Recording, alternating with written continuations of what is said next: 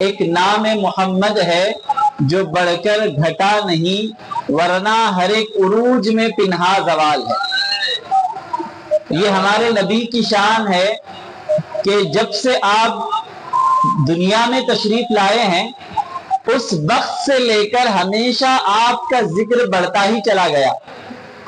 میں اس کی مثال آپ کو آپ کے علاقے کے ذریعے دینا چاہوں گا کہ حضرت افضل پیر رحمۃ اللہ علیہ نے جب اس جلوس کا آغاز کیا تھا تو بالکل چند لوگ تھے، اور جیسے جیسے سال گزرتے گئے کاروان بڑھتا چلا گیا، حتیٰ کہ اتنا کثیر مجموعہ آج جمع ہو چکا ہے۔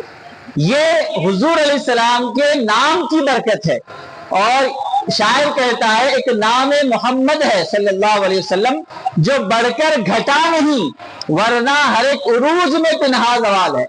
دنیا کا کوئی مرتبہ، کوئی منصب ایسا نہیں ہے کہ ایک وقت کے بعد وہ زوال کی طرف آتا ہے، مگر ہمارے نبی کی شان یہ ہے کہ اللہ تعالیٰ ہر لمحہ ایک نئی شان آپ کو عطا فرما رہا۔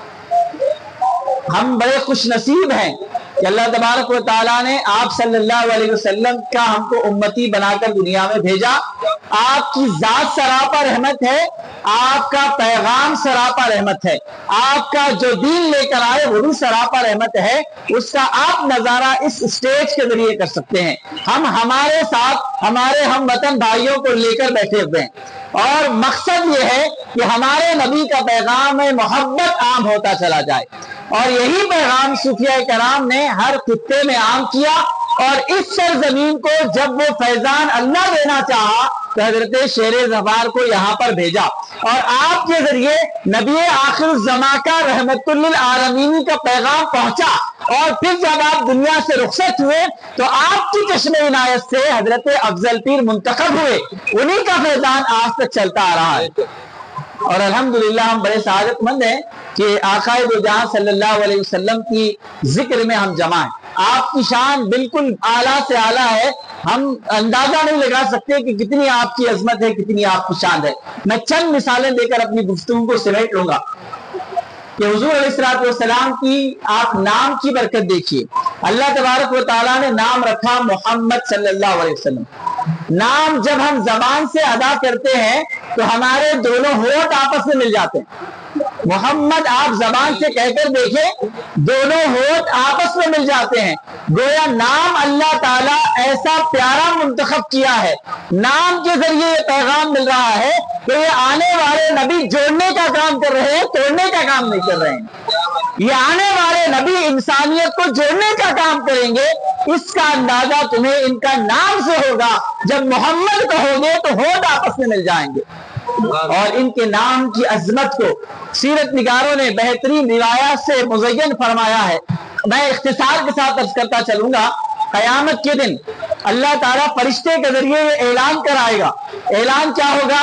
فرشتہ کہے گا کہ اے محمد صلی اللہ علیہ وسلم اٹھو اور بلا حساب و کتاب کے جنت میں داخل ہو جاؤ۔ جب یہ ندا دی جائے گی تو دنیا میں جس کا نام محمد تھا وہ سب اٹھیں گے، وہ یہ سمجھیں گے کہ مجھے کہا جا رہا ہے۔ ایک بڑی جماعت جنت کے قریب جائے گی، اللہ تبارک و تعالیٰ ان میں سے صرف نام محمد کی تعظیم کے لیے کسی کو نہیں روکے گا، اور سب کو بلا حساب و کتاب کے جنت میں داخل کیا جائے گا۔ نام محمد کی تاثیر دیکھیے، تعظیم اللہ نے ایسی عظمت عطا فرمائی ہے کہ اس نام کی برکت سے اللہ تبارک و تعالیٰ بگڑی بنانا چاہتا ہے۔ اور جب آپ دنیا میں تشریف لائے، آپ بڑھ رہے تھے، آج لوگ سمجھتے ہیں کہ نعوذ باللہ حضور بھی ہماری طرح ہے انسان دیکھنے میں، تو وہ ہم سے بڑے کیسے ہو گئے۔ اب میں کچھ مثالیں آپ کو دوں گا۔ حضور یقیناً بشری لباس میں تشریف لائے، مگر سراپا نور ہیں، سراپا نور ہے، اور بشری لباس میں آپ تشریف لائے۔ ہمارے گھر میں اگر بچہ پیدا ہوتا ہے، چلنے اور بات کرنے کی جو عمر ہوتی ہے وہ کب سیکھتا ہے؟ 5 سال 6 سال کی عمر میں وہ اچھے انداز میں بولتا ہے۔ حضرت بی بی حلیمہ رضی اللہ تعالیٰ عنہ حضور پاک علیہ السلام کی رفتار بتا رہی ہے کہ حضور علیہ السلام جب صرف 2 مہینے کے تھے، 2 مہینے، آج بچہ صرف ماں کی گود میں ہوتا ہے، حضرت دائی حلیمہ رضی اللہ عنہا فرما رہی ہیں صرف 2 مہینے کی عمر میں حضور علیہ السلام اپنے ہاتھوں اور پیروں کے بل چلنے لگے، صرف 2 مہینے کی عمر میں۔ جب 3 مہینے کے ہوئے تو دیوار سے سہارا لے کر چلنے لگے، 4 اور 5 مہینے کے ہوئے تو آپ بغیر سہارے کے چلنے لگے، اور جب آپ صلی اللہ علیہ وسلم 8 مہینے کے ہوئے تو آپ نے گفتگو کا آغاز فرمایا، بات کرنا شروع کر دیا۔ جب 9 مہینے کے ہوئے تو آپ عرب کے بڑے بڑے فصیح لوگوں سے زیادہ فصیح کلام فرمایا کرتے، صرف 9 مہینے کی عمر میں آپ فصیح اور بلیغ کلام فرمایا کرتے تھے۔ حضرت آمنہ رضی اللہ تعالیٰ عنہ جب آپ کو گھر لے کر آئی تو دوسری آپ کی سہیلیاں آپ کو پوچھتی تھی، یہ حلیمہ رات میں تم ایسا کون سا چراغ جلاتی ہو جس کی روشنی ہمیں باہر تک نظر آتی ہے؟ دائی حلیمہ فرماتی ہے کہ میرے پاس کوئی چراغ نہیں ہے، میں جس بچے کو لے کر آئی ہوں رات میں اس کی چہرے کی نورانیت کا یہ عالم ہوتا ہے کہ اس کے چہرے کی نورانیت سے میرا گھر روشن ہو جاتا ہے، اور اتنا روشن ہوتا ہے کہ وہ روشنی گھر کے باہر نظر آتی ہے۔ نعرہ تکبیر، نعرہ رسالت، نعرہ رسالت۔ یہ حضور علیہ السلام کی نورانیت حضرت دائی حلیمہ بیان فرما رہی ہے۔ پھر آپ بڑے ہوئے تو عرب کے رواج کے مطابق حضرت دائی حلیمہ کی بکریاں چرانے لگے۔ دائی حلیمہ کی سہیلیاں کہتی کہ حلیمہ آپ کی بکریاں بھی وہی چرتی ہے جہاں ہماری بکریاں چرتی ہیں، مگر آپ کی بکریاں ترو تازہ ہوتی جا رہی ہیں، ہماری بکریاں جیسے کہ ویسے ہیں، بات کیا ہے؟ تو حضرت دائی حلیمہ فرماتی ہیں بکری چرنے کی جگہ تو ایک ہی ہے، مگر تمہارا بکری چرانے والا اور ہے، میرے بکری چرانے والے کی شان الگ ہے۔ اس کی شان کیا ہے؟ حضرت دائی حلیمہ فرماتی ہیں کہ میرے گھر میں جو بچہ ہے جو میری بکریاں چرانے لے جاتا ہے، اس کو اللہ نے ایسی شان عطا فرمائی ہے، جب یہ بکریاں لے کر جھاڑ کے قریب جاتا ہے تو جھاڑ اپنی ٹہنیوں کو جھکا دیتا ہے اور وہ ٹہنیاں اس بکری کو چرواتی ہیں۔ یہ حضور علیہ السلام کی نورانیت، آپ کی عظمت ہے۔ مزید حضرت دائی حلیمہ رضی اللہ تعالیٰ عنہ آپ کے بچپن کے واقعات بیان کرتی ہیں کہ حضور علیہ السلام صبح شام میں دیکھتی کہ آسمان سے چاند اور سورج جیسی روشنی حضور علیہ السلام کے چہرے پر برستی رہتی تھی۔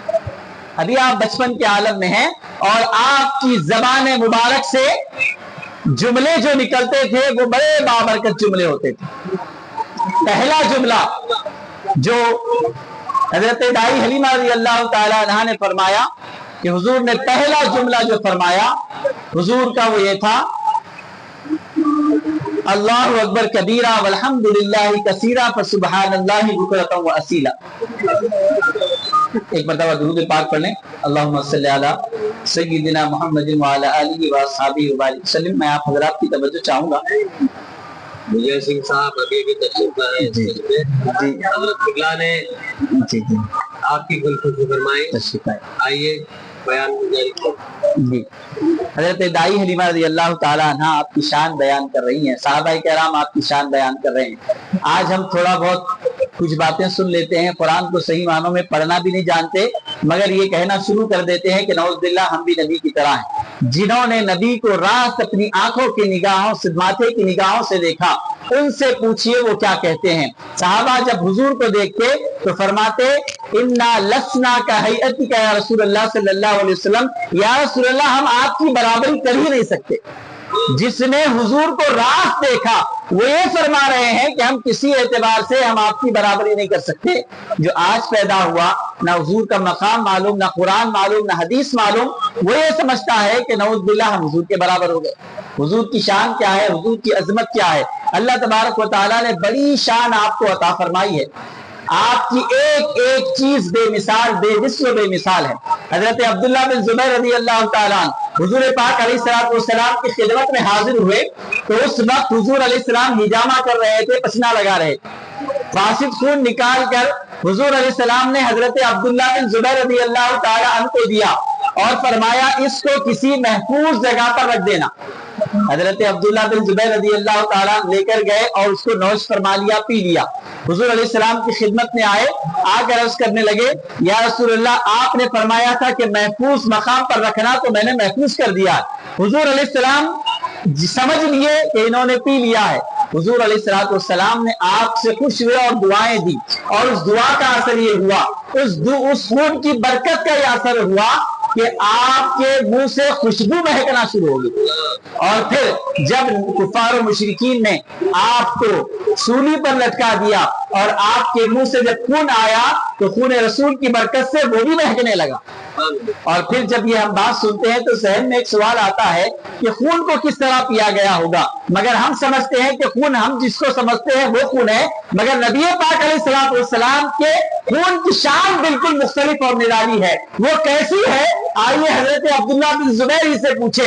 अब्दुल्ला बिन जुबैर, आपने उस खून मुबारक को नोश किया है, उसकी शान क्या है? एक सहाबी ने आपसे पूछ लिया कि अब्दुल्ला बिन जुबैर, आपने हुजूर अलैहिस्सलाम के खून मुबारक को पिया है, उसकी क्या शान है? हजरत अब्दुल्ला बिन जुबैर फरमाते हैं कि जब मैं उसको पीने के लिए लिया तो उसका मजा बयान फरमाते हैं, खुदा की कसम वो शहद से ज्यादा मीठा था। हुजूर अलैहिस्सलाम का खून मुबारक शहद से ज्यादा मीठा और मिस्क अंबर से ज्यादा खुशबूदार था। ये नबी की शान, नबी के मुंह मुबारक की शान क्या है? आप जब अपने मुंह मुबारक को कटवाना चाहते हैं तो सहाबा एक बाल भी जमीन पर गिरने नहीं देते। हम आज बाल निकालते हैं तो नहीं मालूम कितने गंदगी में हमारे बाल पड़ जाते हैं। हमारे हाथ को देखकर अगर हम ये कहें कि हमारी तरह हुजूर का हाथ था, नऊज़ुबिल्लाह नहीं हो सकता। हुजूर के दस्ते मुबारक की शान ये थी कि अगर उंगली करते तो चांद दो टुकड़े हो जाता था। हुजूर के लबे मुबारक की ये शान है। आप दुआ फरमा रहे हैं, अल्लाह तबारक व तआला हर दुआ को कबूल फरमा रहा। जो भी दुआ कर रहे हैं इधर दुआ निकलती है, अल्लाह कबूल फरमाता जा रहा है। हुजूर अलैहिस्सलाम की शान, आपकी अज़मत, अल्लाह रब्बुल इज्जत फरमा रहा है कि आपको हमने सरापा रहमत बनाकर भेजा।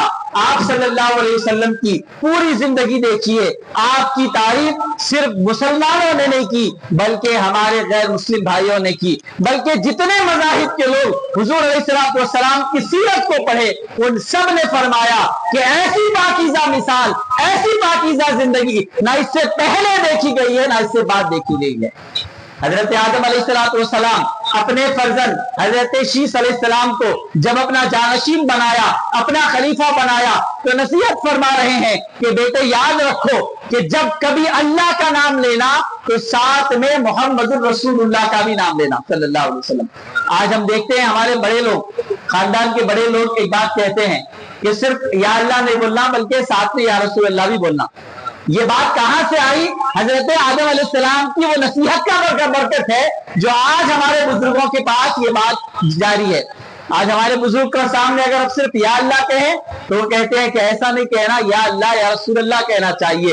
ये बात सबसे पहले हजरत आदम अलैहिस्सलाम ने अपने बेटे हजरत शीस अलैहिस्सलाम को फरमाई थी। फरमाया बेटे जब अल्लाह का नाम लेना तो साथ में मोहम्मद रसूलुल्लाह भी कहना। क्यों? कि मेरी बिगड़ी इसी नाम से बनी हुई है, मेरी बिगड़ी अल्लाह ने इसी नाम से बनाई है। मजीद आप फरमाते हैं कि मैं जन्नत में गया, जन्नत में जिस महल को भी देखा अल्लाह ने अपने नाम के साथ अपने नबी का नाम शामिल फरमाया। तो अगर हम जन्नत में जाना चाहते हैं तो जन्नत में जिसका घर है उनसे अपना राबिता मजबूत होना पड़ेगा। उनसे अगर ताल्लुक खराब है, अगर हमारी किसी से लड़ाई है तो क्या वो अपने घर में हमको आने देगा? मगर हमारे नबी की शान दुनिया में ये थी कि आपको तकलीफ देने वाले पर भी आप रहमत फरमाया करते थे। एक यहूदी गैर मुस्लिम आकर आपको खर्च का मुतालबा करने लगा, खर्च पूछने लगा, बेअदबी करने लगा, बुरा भला कहने लगा, तो साहबा को गुस्सा आया, रोकने लगे। हुजूर अलैहिस्सलाम ने फरमाया कि नहीं, किसी इंसान पर जुल्म नहीं किया जाएगा, उसको पूरा इख्तियार है, वो जो चाहे कहे। रिवायत में आता है कि पूरी रात गुजर गई, वो आपको बुरा भला कहता रहा, आपने एक जुमला तक नहीं फरमाया, हत्ता कि एक रात आपके अखलाक को जब उसने देखा तो दूसरे दिन कलमा पढ़कर मुसलमान हो गए। हुजूर अलैहिस्सलाम बाइख्तियार हैं, आपने मगर किसी को जबरदस्ती कलमा पढ़कर मुसलमान नहीं बनाया। अपने अखलाक से इस्लाम को पेश किया और फरमाया अगर तुम दिल से मुसलमान होना चाहते हो तो हो, वरना जबरदस्ती हम नहीं करते। हम हर इंसान का एहतराम करते हैं क्योंकि हर इंसान हमारी नजर में अल्लाह की मखलूक है, अल्लाह का बनाया हुआ है। और जब अल्लाह की मखलूक है तो हमारा काम यह है कि हम उसके साथ अच्छा बर्ताव करें। यही वजह है कि आज हजरत राजा बाग सवार रहमतुल्लाह अलैह की बारगाह में हमारे सिर्फ मुसलमान नहीं बल्कि तमाम मज़ाहिब के लोग जाते हैं, अकीदत के साथ जाते हैं। उन्होंने क्या किया? उन्होंने लोगों को आपस में बांटा नहीं, उन्होंने लोगों को आपस में फितना फसाद करके लड़ाया नहीं, बल्कि हर आने वाले को प्यार और मोहब्बत से बुलाया, उसका एहतराम किया और उसके जरूरियात को पूरे किया, उसके हक में दुआएं दी और अगर वो मजलूम होता तो उसका हक दिलाया जाता। ये पैगाम हमारे नबी का हमारे सूफिया कराम ने इस तरह फैलाया। और फिर आज आप देखिए जमाने दराज से 43-46 साल से आपके शहर में एक और अजीम नाम हजरत अफजल पीर का हमको मिलता, जिन्होंने आइन इस्लामी तालीमात के मुताबिक अपने मुरीदों की तरबियत फरमाई। हजरत क़िबला सज्जादा नशीन क़िबला ने मुझे तासुरात दिए, उसमें बात लिखी हुई थी कि जब आप जुलूस लेकर निकलते तो उसको भी आपने कारामत बनाया। कैसे कारामत बनाया? आप जुलूस के साथ निकलते, हर गली और चौराहे पर खड़े होकर वहां के लोगों को उनकी अक्ल और फहम के मुताबिक नसीहतें फरमाया करते, हुजूर अलैहिस्सलाम की शान बयान फरमाया करते थे। साहिब क़िबला फरमाते हैं इस इलाके में लोग ईद मिलाद को 12 वफात कहते थे, मगर हजरत अफजल पीर ने इस फिक्र को खत्म कर दिया और फरमाया कि हम हमारे नबी को जिंदा मानते हैं, हम हमारे नबी को जिंदा मानते हैं, इसीलिए 12 वफात के बजाय ईद मिलाद कहा जाए। अर्ज कर रहा था कि हुजूर पाक अलैहिस्सलाम की शान बिल्कुल आला व अरफा, हम किसी एतबार से आपके मकाम को समझ नहीं सकते। कुछ बदबख्त ऐसे भी हैं जो अपनी तरह समझते हैं, मगर हकीकत यह है कि हमारी अक्ल हमारा इल्म इतने सलाहियत वाला नहीं है कि हम आपकी शान का महफूज समझ सके। आइए बात को आगे बढ़ाते हुए हजरत इब्न अब्बास रज़ी अल्लाह ताला की एक हदीस आप हजरात के गोशे गुजार करूंगा। हजरत अब्बास रज़ी अल्लाह ताला एक मरतबा हुजूर अलैहिस्सलाम की खिदमत में अर्ज करते हैं या रसूल अल्लाह, उस वक्त की बात मैं आपको याद दिला रहा हूँ जब आप अभी झूले में थे। कौन फरमा रहे हैं? हुजूर के चचा हजरत अब्बास रज़ी अल्लाह अन्हु फरमा रहे हैं कि या रसूल अल्लाह, आप जब झूले में थे आपकी शान मैंने ये देखी है कि आप उंगली से इशारा करते थे, चांद आपके इशारे की तरफ फोपलता जाता था। ये कौन बयान कर रहे हैं? हजरत अब्बास रज़ी अल्लाह ताला। ये सुनने के बाद हुजूर अलैहिस्सलाम ने ये नहीं फरमाया चाचा वो तो बचपन का झूले का वाकया है, मुझे याद नहीं है, ऐसा नहीं फरमाया। हुजूर अलैहिस्सलाम मजीद फरमाते हैं कि चाचा आपको ये बात ताज्जुब की लग रही है, मगर मैं आपको इससे भी ताज्जुब की बात सुनाता हूँ। हुजूर फरमा रहे हैं कि मैं आपको इससे भी ताज्जुब की बात, पहले ये तो ताज्जुब की बात है कि हुजूर अलैहिस्सलाम झूले में हैं और उंगली का जिधर इशारा करते हैं चांद उधर झुक जाता है, मगर हुजूर फरमा रहे हैं या रसूल अल्लाह यह चचा अल्लाह ने मुझे ऐसी शान अता फरमाई है कि जब मैं अपनी माँ के पेट में था और लौहे महफूज पर कलम चलता था तो उस कलम की आवाज को भी सुना करता था। ये अल्लाह ने मुझे शान अता फरमाई है। हम खुश नसीब हैं कि अल्लाह ने हमको ऐसे बाबरकत नबी की उम्मत में पैदा फरमाया। अब हमारी जिम्मेदारी ये है कि हम हर मामले में अपने नबी को मुकद्दम रखें, आपकी तालीमात को मुकद्दम रखें। इस हवाले से अबू जहल की एक बात आपके सामने अर्ज करके अपनी गुफ्तगू को समेट लूंगा। सीरत निगारों ने लिखा कि हुजूर अलैहिस्सलाम अपने मकान से निकले, एक मर्तबा घर के बाहर कुछ दूर गए और अपना घर आपको नहीं मिल रहा था वापसी में, तो अबू जहल ऊंटनी पर बैठकर जा रहा था। उसने देखा कि ये तो अब्दुल मुत्तलिब के पोतरे हैं।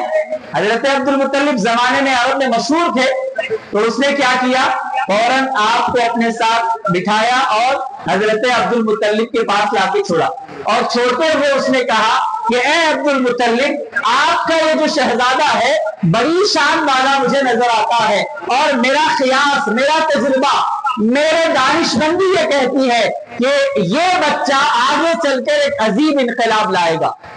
जब ये बात हजरत अब्दुल मुत्तलिब ने सुनी तो पूछा कि तूने ऐसी कौन सी बात देखी मेरे इस पोतरे में जो तू ये बात कह रहा है। अब अबू जहल ने जो कहा वो बात काबिले तवज्जो है। अबू जहल कहता है कि मैं जब आपके पोतरे को देखा तो मैंने चाहा इसको अपने साथ लाकर आप पर छोड़ूं। मेरी ऊंटनी को बिठाया, मैं आगे बैठा, आपके पोतरे को पीछे बिठाया। उसके बाद कोशिश करता हूं, मेरी ऊंटनी उठने के लिए तैयार नहीं। बार बार कोशिश करता गया, ऊंटनी उठने का नाम नहीं ले रही थी।